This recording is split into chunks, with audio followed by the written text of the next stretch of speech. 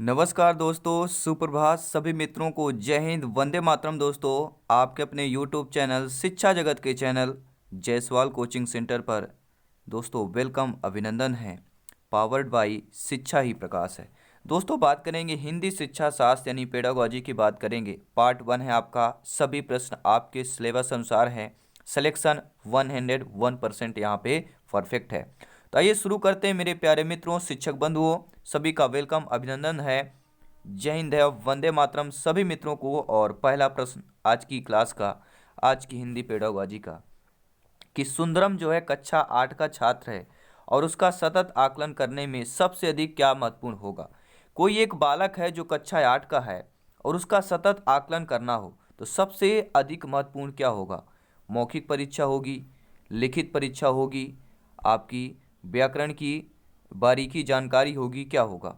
तो अगर कोई भी बच्चा है जो कक्षा 8 का है और उसका सतत और आकलन करने में सबसे अधिक जो महत्वपूर्ण होता है वह होगा भाषा प्रयोग की क्षमता। क्या हो जाएगा दोस्तों, भाषा प्रयोग की क्षमता सबसे महत्वपूर्ण होती है। दूसरा प्रश्न क्या कह रहा है, निम्नलिखित में से छात्रों के लिए उपयुक्त दृश्य श्रव्य सामग्री। तो उपयुक्त दृश्य श्रव्य सामग्री क्या होगा। रेडियो, टेप रिकॉर्डर होगा, मानचित्र, ग्लोब होगा। देखिए, दृश्य यानी हमें दिखाई देना, ठीक है, जैसे हम मोबाइल देखते हैं, टीवी देखते हैं। और श्रव्य यानी कि जैसे हम वीडियो देख रहे हैं, वीडियो सॉन्ग सुन रहे हैं, वीडियो फिल्म देख रहे हैं, वो दृश्य श्रव्य सामग्री होता है। तो कौन सा हो जाएगा दृश्य श्रव्य, ब्लैक बोर्ड हो जाएगा और कंप्यूटर हो जाएगा। ये दृश्य और श्रव्य दोनों में आ जाएगा। ठीक है दोस्तों, क्या हो जाएगा, आपका कंप्यूटर हो जाएगा। आई होप आप लोग अच्छी तरीके से समझ पा रहे होंगे। आइए स्क्रीन पर अगला प्रश्न देख लेते हैं। अगला प्रश्न है दोस्तों, अधिगम से तात्पर्य क्या होता है। अधिगम से तात्पर्य होता है सीखना। क्या हो जाएगा, ना तो अर्जित करना होता है, क्योंकि अधिगम को ना तो अर्जित किया जा सकता है, ना ही अनुकरण किया जा सकता है, और ना ही रटकर विषय वस्तु को याद करने से होता है। अधिगम किससे होता है, अधिगम सीखने से होता है। पहला ऑप्शन आप लोगों का सही हो जाएगा। मेरे सभी प्यारे मित्र, आप सभी लोग भावी अध्यापक अध्यापिकाएं हैं और मेरे प्यारे मित्र वीडियो को लाइक कर देंगे, शिक्षा को लाइक करेंगे, शिक्षा को सपोर्ट करें, शिक्षा को सब्सक्राइब कर लेंगे। और अगला प्रश्न यह है कि ग्राफ नीचे दिए गए विकल्पों में से किसका उदाहरण है।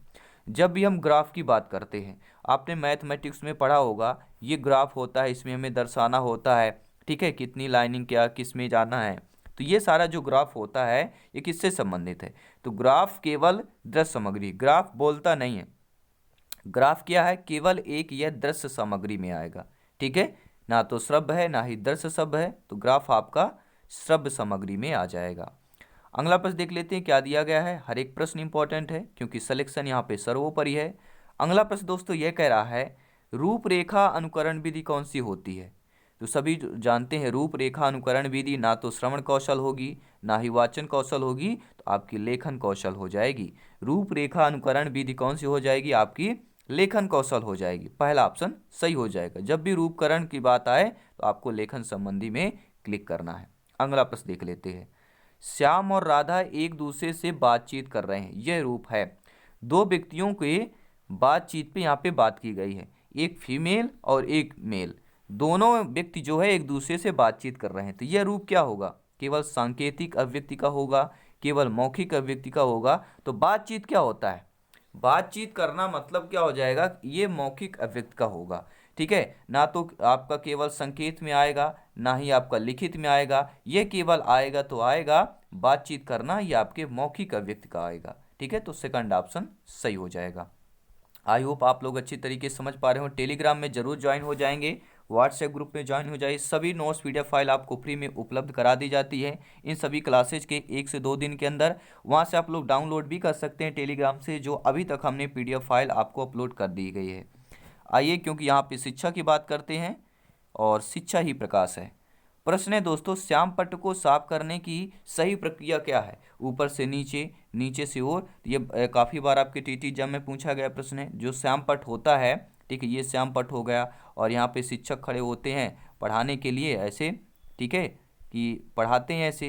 तो ये जो श्याम पट्ट होता है, डस्टर होता है, आपको उसको मिटाने के लिए जब मिटाते हैं तो वो तरीका कौन सा होता है।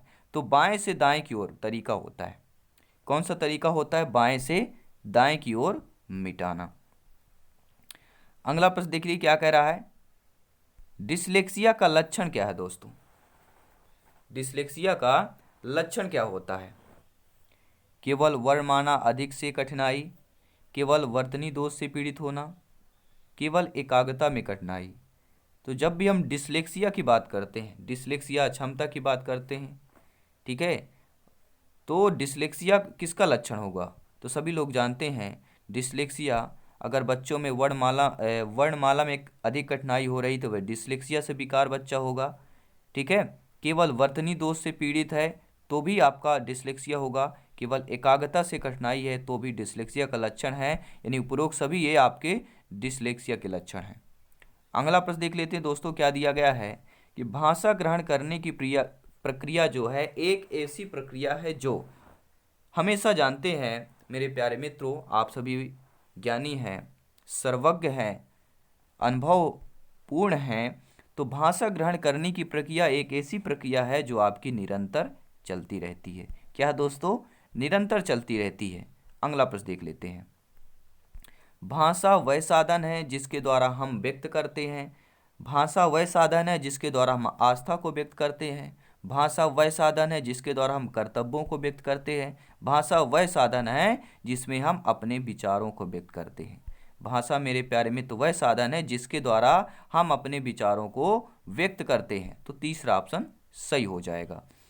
अगला प्रश्न देख लेते हैं, क्या पूछा जा रहा है। प्रश्न लाजवाब है, ध्यानपूर्वक समझिएगा।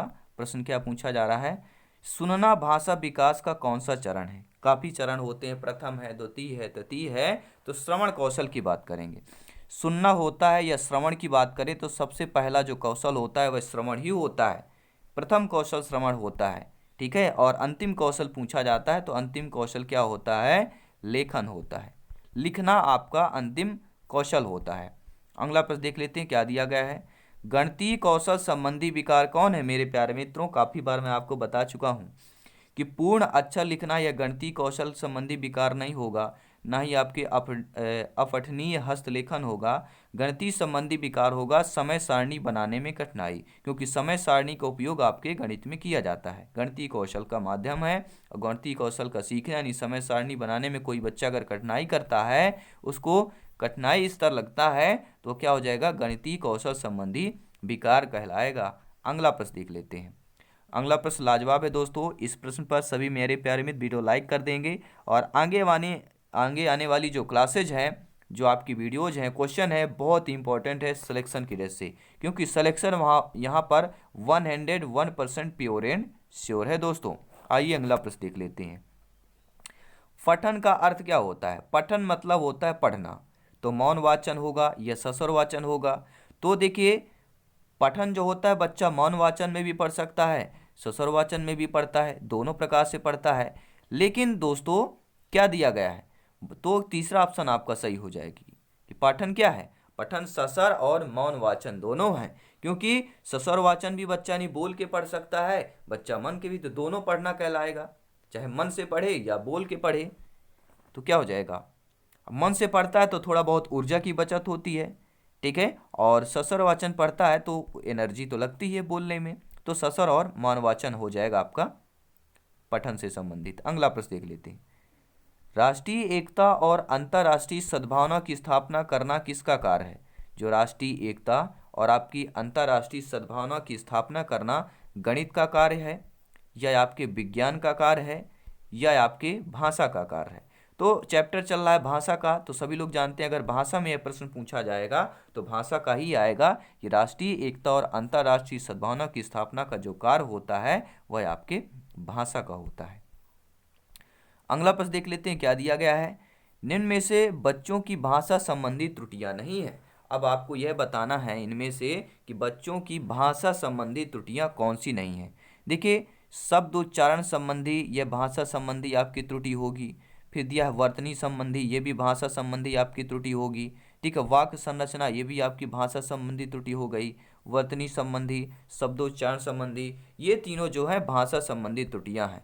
लेकिन पाठ वस्तु को ग्रहण करने में ये क्या है, बच्चों की भाषा त्रुटियां नहीं होगी, क्योंकि बच्चा क्या है, पाठ वस्तु को ग्रहण कर रहा है, तो ग्रहण करने में त्रुटियां नहीं होती हैं, ठीक है। तो शब्दोच्चारण संबंधी त्रुटियां होती है। तो यहाँ पे पूछा गया है कि त्रुटियां नहीं है, तो पाठ वस्तु को ग्रहण करने में त्रुटियां नहीं है, पहला ऑप्शन सही हो जाएगा। दोस्तों ये क्लास कैसे लगी आपको, नीचे प्लीज़ फीडबैक ज़रूर देंगे, कमेंट बॉक्स में अपना ज़रूर फीडबैक दीजिए। और इसके नेक्स्ट क्लासेस देखने के लिए, इससे बेहतरीन क्लासेस देखने के लिए हमारे शिक्षा को सपोर्ट करें, शिक्षा को लाइक करें, शिक्षा को सब्सक्राइब करें। दोस्तों मिलते हैं नेक्स्ट क्लास में। सभी मित्रों को जय हिंद है, वंदे मातरम। धन्यवाद सभी का।